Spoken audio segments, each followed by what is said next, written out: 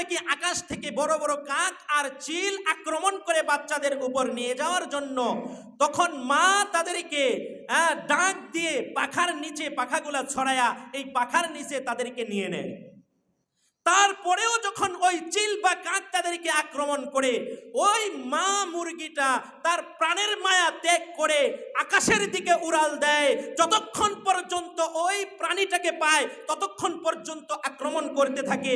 সে তখন তার নিজের দেহের দিকে তাকায় না, আমি যে উড়াল দিলাম ওই চিল আমাকে আক্রমণ করতে পারে, ওই কাক আমাকে আক্রমণ করতে পারে, তার শুধু একটাই ধ্যান ধারণা থাকে যে আমার ছেলে সন্তানগুলাকে আমার হেফাজত করতে হবে। ঠিক কিনা বল? ঠিক তেমনি ভাবে ইব্রাহিম আলাইহিস সালাতু ওয়াস সালামকে যখন আল্লাহ পাক রব্বুল আলামিন হুকুম করেছেন তোমার প্রিয় বস্তুটা কুরবানি করো, এজন্য হযরত ইব্রাহিমের কাছে তার প্রাণের থেকে তার সন্তানের প্রাণটা প্রিয় হয়ে গেছে।